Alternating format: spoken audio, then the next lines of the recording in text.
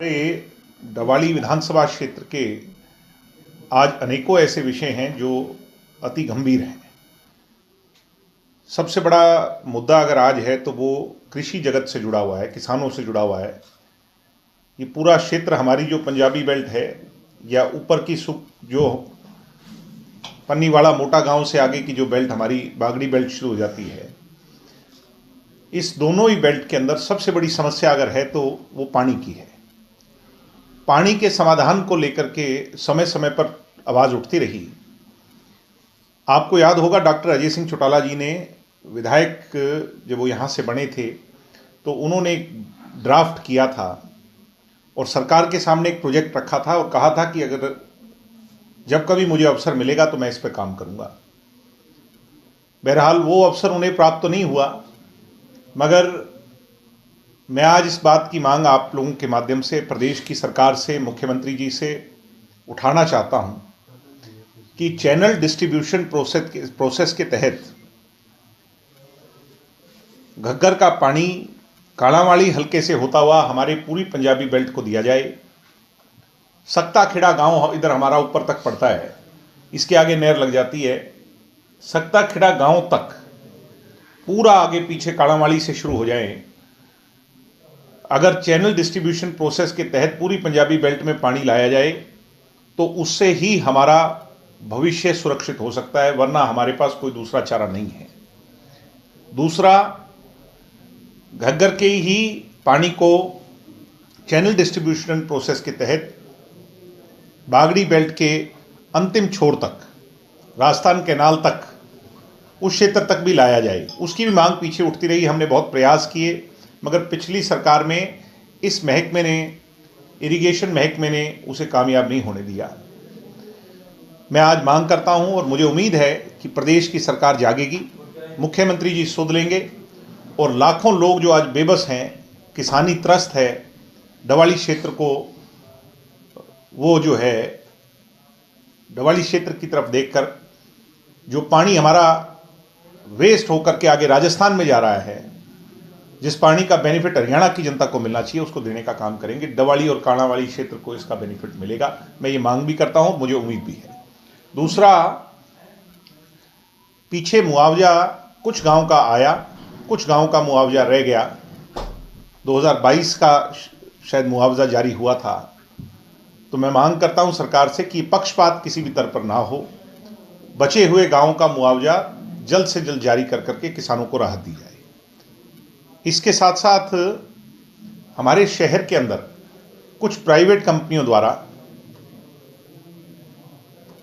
Pipeline डालने और उनके कार्य के चलते सारे शहर को खोद दिया गया है। आज शहर के किसी कोने से किसी कोने में चला जाए, शहर की बदहाली है, बुरा हाल है। कई जगह पाइपें टूट गई, कई जगह बिजली के खंभे कहीं उससे ध्वस्त हो गए।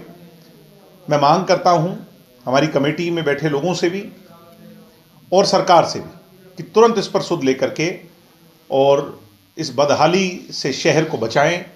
मैं मानता हूं कि जितने शहर हरियाणा में, उसमें अगर सबसे बदहाल है तो वो हमारा शहर है, और इसके लिए प्रदेश की सरकार और कमेटी में बैठे लोग जिम्मेवार हैं, अधिकारी जिम्मेवार हैं, और प्रशासन से मैं मांग करता हूं कि जल्द इस पर वो कार्रवाई करेंगे।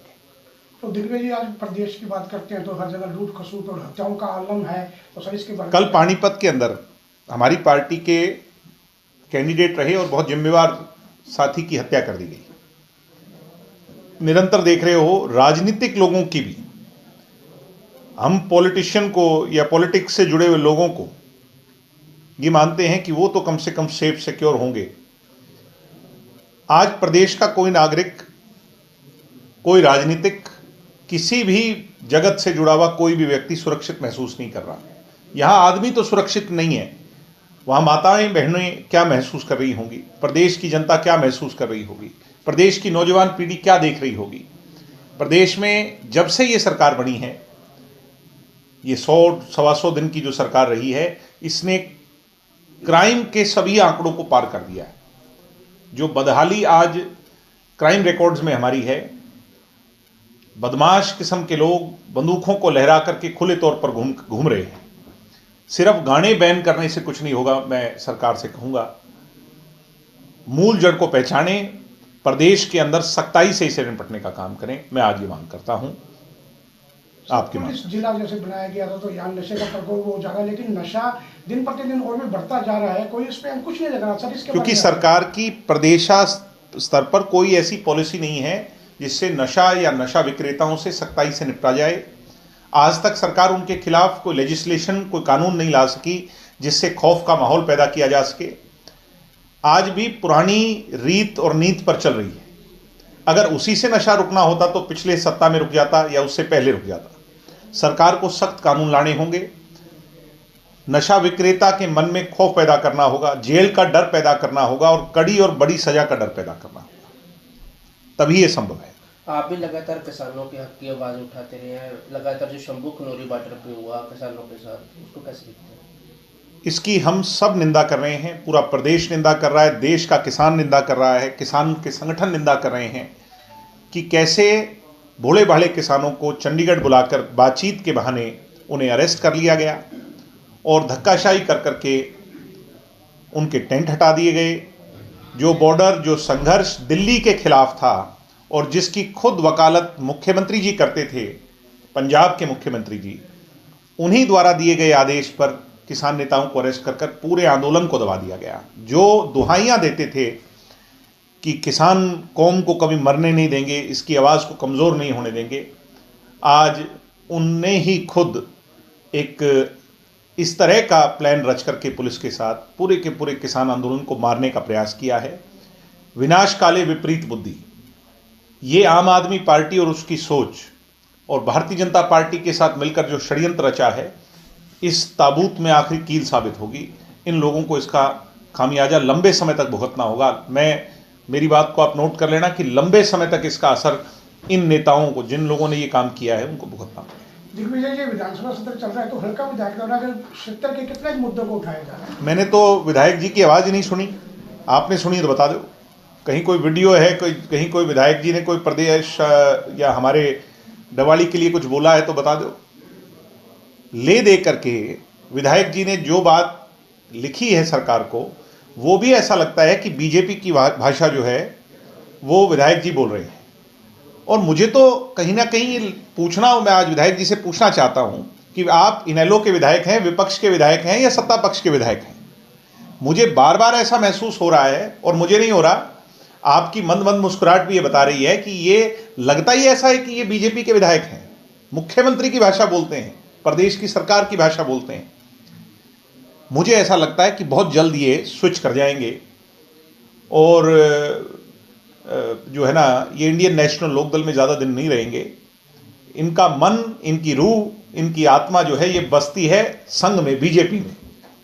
ये इनेलो तो सिर्फ विधायक बनने गए थे, चोई ओम प्रकाश चौटाला जी का सहारा लेकर वो तगमा लगवाने गए थे।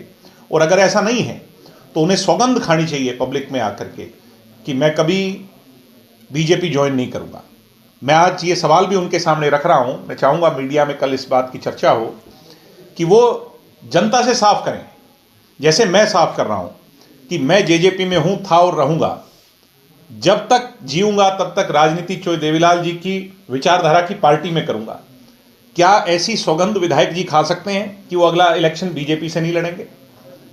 अगर वो चोई देवीलाल जी की जन्मस्थली पर जाकर ये बात कह दें तो मैं उन्हें विधायक मान जाऊँगा, अन्यथा मुझे लगता है कि बीजेपी के एजेंट के तौर पर काम कर रहे हैं। तो क्षेत्र में समस्याओं का अंबार है सर, बहुत सी समस्याएं हैं, लेकिन निवारण के लिए अपनी तरफ से आप क्या उसमें भूमिका अदा करेंगे? भूमिका मजबूती से अदा करेंगे, आवाज़ उठाएंगे, जनमानस की सड़क की लड़ाई हम लड़ेंगे, लड़ रहे हैं, गांव-गांव जा रहे हैं। विधायक भी इतने गांव नहीं गए, कांग्रेस वाले की तो बात ही छोड़ दो। हम तो 50 से ज़्यादा गाँव में जा चुके हैं, लोगों की जो जो समस्याएं आई उनका हल कर चुके हैं, प्रयास कर रहे हैं, लड़ रहे हैं।